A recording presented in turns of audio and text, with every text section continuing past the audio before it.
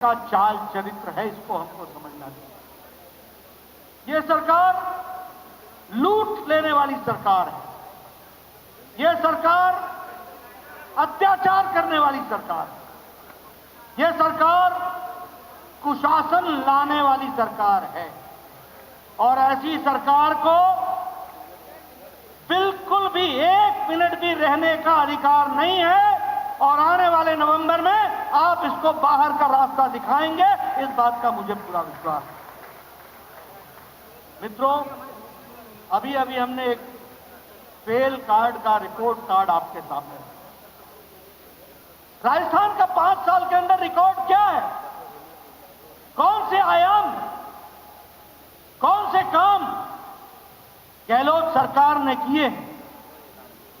उल्टे गहलोत सरकार ने कुशासन के झंडे झुलाने का काम किया है तो गहलोत सरकार ने किया।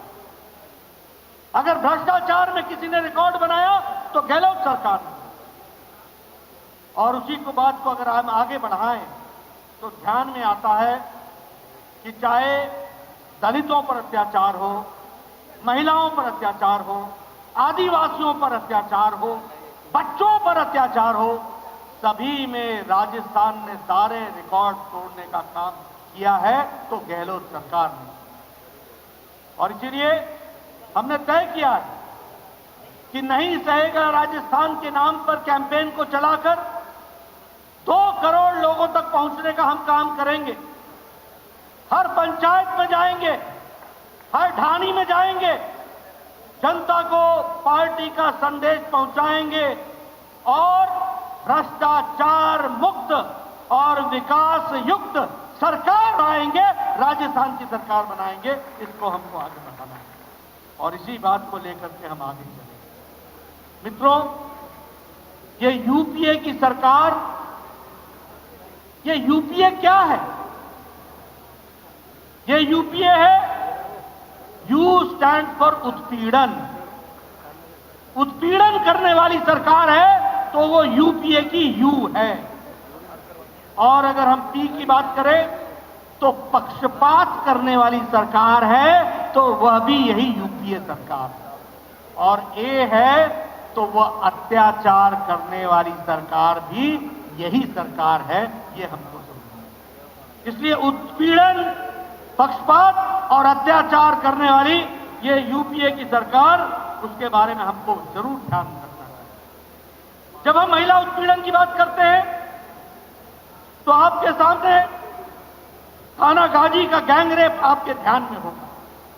ये थाना गाजी का गैंगरेप परिवार के सामने, पति के सामने गैंगरेप हुआ और कोई सुध लेने वाला नहीं। प्रशासन ने एफआईआर करने में भी कोताही करने का काम करती है तो ये यहां की सरकार है। अगर मैं बात करूं आलापुरा के और अलवर की घटना के, जहां एक मजहबी सिख की बच्ची को उसका गैंगरेप हुआ, उसके साथ गलत बर्ताव हुआ और बाद में उसका मर्डर हुआ, यह भी हम सबके सामने है। अगर मैं बात करूं खाजूवाला के दलित युवती के साथ गैंगरेप, जहां पुलिस वाले ही यानी रक्षक ही भक्षक बन गए और उन्होंने इस काम को अंजाम दिया, बाद में एफआईआर करने में भी गुरेजी की गई। यह है गहलोत की सरकार। और आपको ध्यान में होगा ना कि एक कांग्रेस का नेता, शायद मंत्री थे, जो विधानसभा में मंत्री थे, मंत्री हैं, वो विधानसभा में कहते हैं कि ऐसी घटनाओं में मुझे उनके वाक्य बोलने में भी शर्म आती है। इस तरीके का वाक्यों का प्रयोग करने का काम वो करते हैं। अभी जो करौली में जो घटना घटी है अभी 2 दिन पहले, ये घटना मानवता को झकझोर देने वाली घटना है। पहले अपहरण होता है और उसके बाद रेप होता है, फिर गोली से मार दिया जाता है, फिर एसिड से जलाया जाता है और फिर कुएं में डाल दिया जाता है और उसको हर तरीके से केस को दबाने का काम करती है तो गहलोत सरकार करती है। यह यहां का कुशासन है। ये यहां का कुशासन। दौसा में अपहरण हुआ। अपहरण करने के बीच में जब माता पिता पड़े उसको रोकने के लिए, तो पिता को कुचल डाला और माता को अटैक करके घायल कर दिया। यह स्थिति की गई और अपहरण करके ले गए। यह भी हम सबके सामने। बताइए ये उत्पीड़न है कि नहीं है? बताइए ये उत्पीड़न है कि नहीं है? इसके खिलाफ आवाज उठानी है कि नहीं है? और जो लोग ऐसे लोगों को संरक्षण देते हैं, इनको जेल के पीछे डालना है कि नहीं डालना है? इनको सजा दिलानी है कि नहीं दिलानी है? और नवंबर में इनको घर बैठाना है कि नहीं बैठाना है? ये उत्पीड़न करने वाली सरकार को हमको जवाब देना पड़ेगा।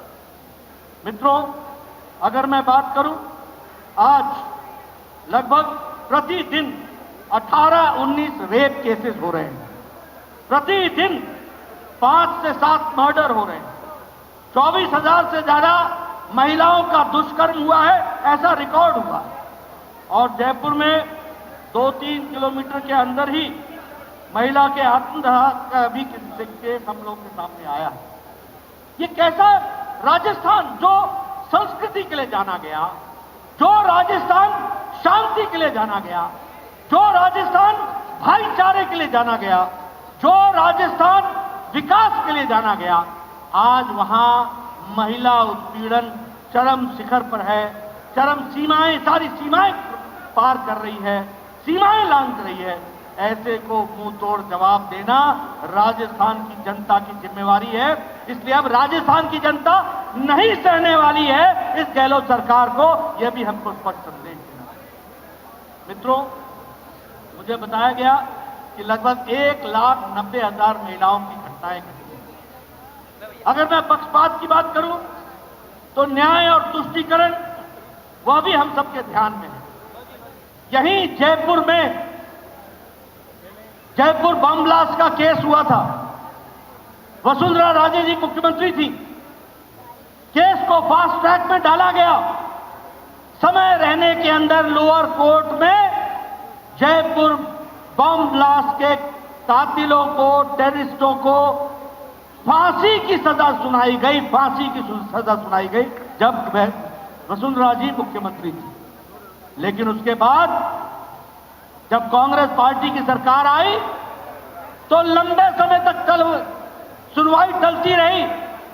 हमारा एडवोकेट जनरल नहीं गया और नहीं जाने के कारण केस ढीला पड़ गया, तुष्टीकरण हुआ और वोट बैंक के खातिर गहलोत सरकार पर और गहलोत पर मैं आरोप लगाता हूं कि उन्होंने तुष्टीकरण किया और जयपुर बम ब्लास्ट केस के कातिलों को छोड़ने में मदद दी गई और फांसी की सजा उनकी समाप्त हो गई। यह स्थिति ला करके खड़ी। बताइए, ऐसे पक्षपातपूर्ण रहने वाले राजा को रखना है क्या? ऐसे मुख्यमंत्री को रहने देना है क्या?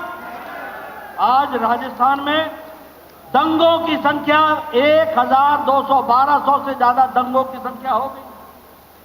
और उसी तरीके से बड़ी संख्या में ये जो दंगई हैं, इनको भी छोड़ने का काम अगर किसी ने किया है तो वह गहलोत सरकार ने किया।